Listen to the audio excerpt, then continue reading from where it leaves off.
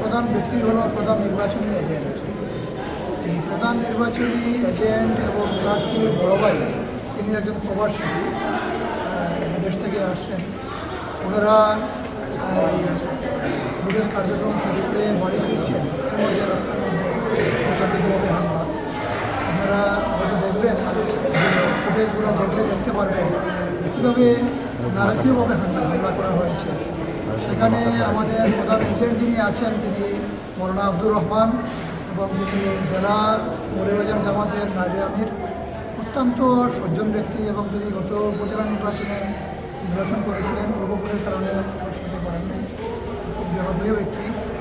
আর সেখানে যাদেরকে হামলা করা হয়েছে, এটাকে হামলা করা হয়েছে, তার কাপড় চোপড় ছিঁড়ে নেওয়া হয়েছে এবং তার গলা লক্ষ্য করে আমরা শুনেছি ছুরিকাঘাত করার জন্য সেখানে উদ্যত হয়েছিল একজন সন্ত্রাসী।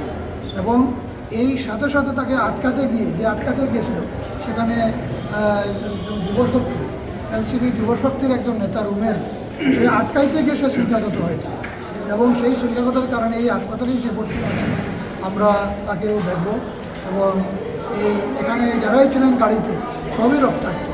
সবচেয়ে দুঃখজনক বিষয় হলো যিনি সেখানকার এমপি প্রার্থী ধানের শীষের, তার নেতৃত্বেই ঘটনা ঘটেছে এবং তিনি প্রথমেই গাড়িতে লাথি মেরে শুরু করে দিয়েছেন এবং এরপরে গাড়ি ভাঙচুর এবং অতর্কিত হামলা, এই সমস্ত বিষয়গুলো তো আসলে সুষ্ঠু নির্বাচনের জন্য আমরা বিশ্বাস করি এটা একটা বড় ধরনের প্রতিবন্ধকতা এবং হুমকি।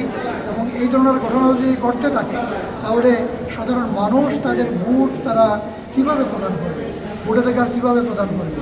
এই অবস্থার মধ্যে আমরা বিশ্বাস করি যে এখানে বড়লেখা, জড়ি, মৌলভীবাজার এক আসন, এই আসনের যে দাঁড়িপাল্লার যে জোয়ার তৈরি হয়েছে, এই জোয়ারেই মূলত দিশাহারা হয়ে একজন প্রার্থী নিজে আরেকজন প্রতিপক্ষের প্রধান এজেন্টের উপর হামলায় ঝাঁপিয়ে পড়ছেন।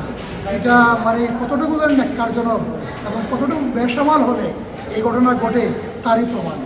আমরা আশাবাদী সেখানকার জনগণ, ভোটাররা অত্যন্ত শক্ত এবং শান্তশিষ্ট এখনও আছে, যেভাবের মধ্য দিয়ে দাঁড়িপাল্লার বিজয়ী সেখানে নিশ্চিত হয়ে আসবে ইনশাআল্লাহ। আমরা দেশবাসীকে এটাই আশ্বস্ত করতে পারি যে হামলা মামলা ভয়ভীতি দেখিয়ে কোনো ভোটারকে তার ভোট প্রয়োগ থেকে বিরত রাখা যাবে না এবং সেখানে সবাই তাদের দীর্ঘদিনের এই প্রতীক্ষিত যে ভোট, এই ভোট উৎসবে সবাই অংশগ্রহণ করবে এবং নির্বিঘ্নে ভোট দেবে, এটা আমরা আশা করছি।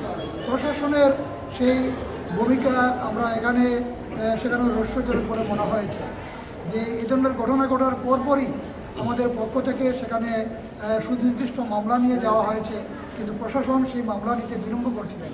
শেষ পর্যন্ত যখন থানাতে গিয়া সেই জন্য সাধারণ জনগণ ভোটাররা অবস্থান নিয়েছে, সেই বিক্ষোভের মুখে পরবর্তীতে মামলা গ্রহণ করেছে। এখনও পর্যন্ত কোনো চিহ্নিত দাগি সন্ত্রাসী হামলাকারীকে গ্রেপ্তার করা হয় নাই। আমরা আশা করব যে প্রশাসন কালকের নির্বাচনের আগেই যারা শীর্ষ এখানে দাগি সন্ত্রাসী রয়েছে, হামলাকারী রয়েছে, যারা ছুরিকাঘাত করেছে, অস্ত্রশস্ত্র নিয়ে আমাদের নিরীহ সেই নেতৃবৃন্দের উপর হামলা করেছে, এই বিষয়ে ওনারা অবিলম্বে ব্যবস্থা নেবেন এবং দাগি ব্যক্তিদেরকে গ্রেপ্তার করবেন এবং ভোটের সুষ্ঠু পরিবেশ নিশ্চিত করার জন্য ওনাদের পক্ষ থেকে ওনারা সর্বতভাবে 100% চেষ্টা চালিয়ে যাবেন, এটি আমরা আশা করছি। একটু বলবেন।